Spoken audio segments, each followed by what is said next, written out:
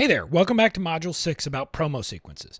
Here in Lesson 3, we're talking about your invite sequences, which are all about getting people to register for your live launch events.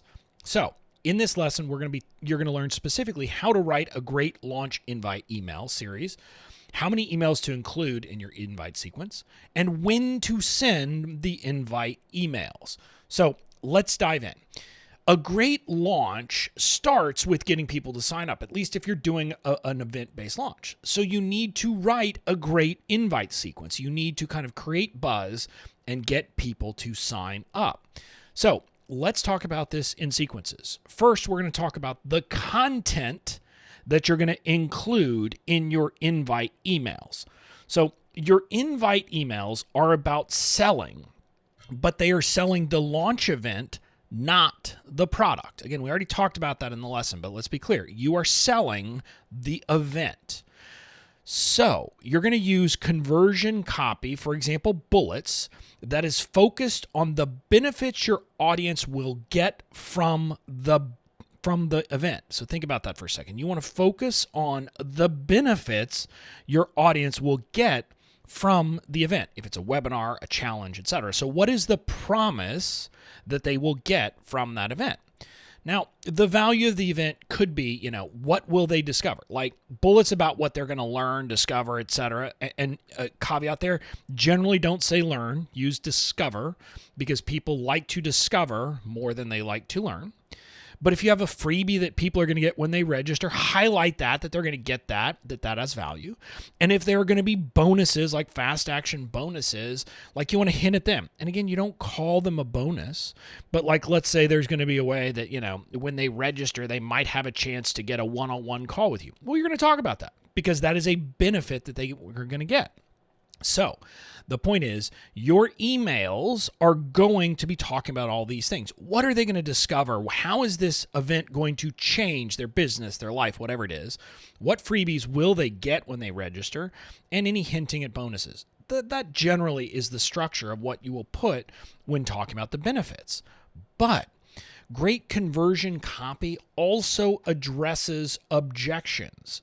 So make sure your emails tackle the common objections that people might have for coming to your event, whether it's a webinar, a video series, a challenge, etc. So you need to be thinking about what are the objections that people have.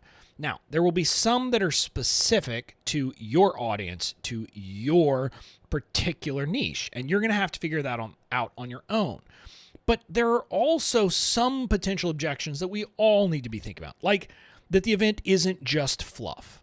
Like you need to make sure people understand they're going to get real value from the event. And this is especially important if you are in a niche where people are used to attending webinars, challenges, video series that have no value. I always make the joke that there's the people who share one small sub point of one little thing, something that no one could ever actually implement and get value from. So you need to stress that that's not what you're doing. It could be that you need to talk about how your event is not boring, right? Nobody wants to be bored. So tell them it's going to be fun, especially if you are in a niche where boring might be an issue. And also tell people that it's not going to be complicated.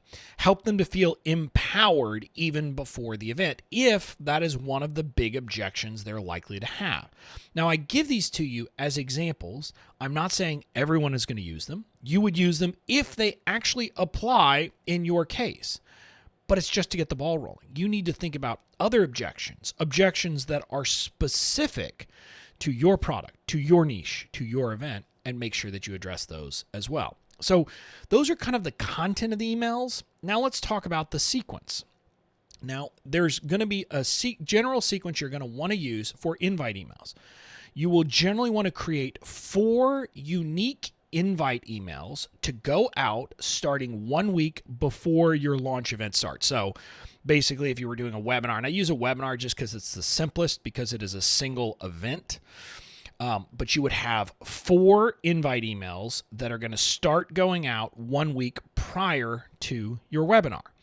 The first email is an announcement that is all about the benefits of the event. This is kind of where you're talking about how you're going to have this thing and it is going to be awesome and they want to show up and they're going to discover X, Y, and Z and they're going to get this and their lives are going to be transformed because. So that first email is all about talking about the benefits that they're going to get from your event.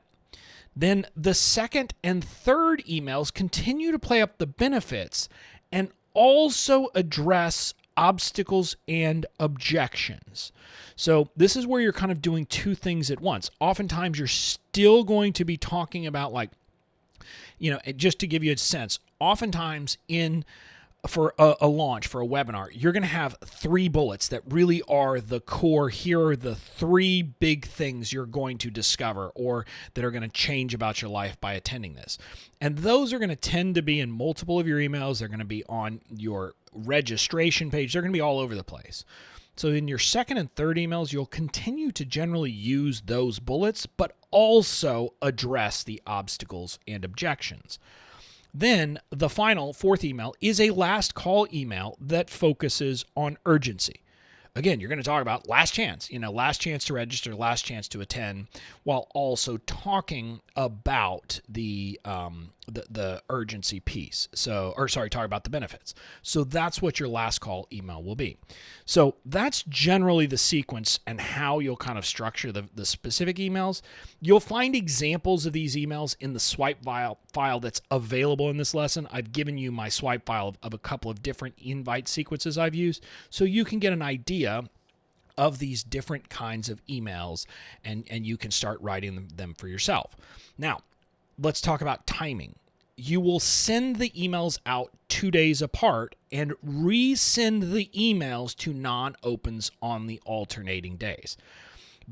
And again, rather than trying to just say this, we created this calendar as an example. If you were going to have a webinar or a launch event, something starting on a Wednesday, here's how the sequence would work. The Thursday before, you would send invite email 1. Then the following day on Friday, you would resend that invite email to people who had not opened. And again, we talked about this in lesson 1. You'll change the subject line, change anything that is specific to, like, if it has a time that is very specific to the day, you would do that. Then on Saturday, you send email invite 2. And then on Sunday, you resend that to non-opens. Then you send email number 3 on Monday, and you resend to non-opens on Tuesday. And then on Wednesday, you will send the last call, the morning of the launch event. So that one doesn't get resent. But this is generally how you are going to structure your invite sequence to get the maximum impact. And, this is kind of a way to do it. And again, I want you to say, you may be looking and say, man, that's a lot of emails. That's a lot of invite emails. Again, if people are opening your emails, the most they're going to get are 4. If they're not opening your emails, it doesn't really matter if they're getting a lot because they're not opening. So I wouldn't worry about it. Plus, you're going to be using those opt-out, the PS that we talked about in lesson 1, where people can opt out from the promo so you don't have to worry about it.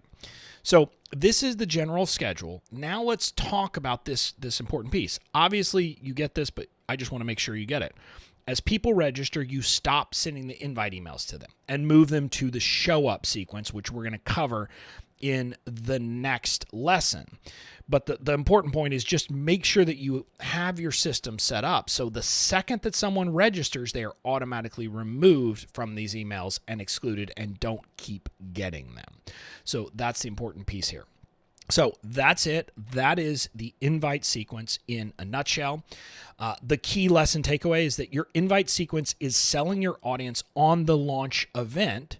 So use it to lay out the benefits and bust the objections that they might have.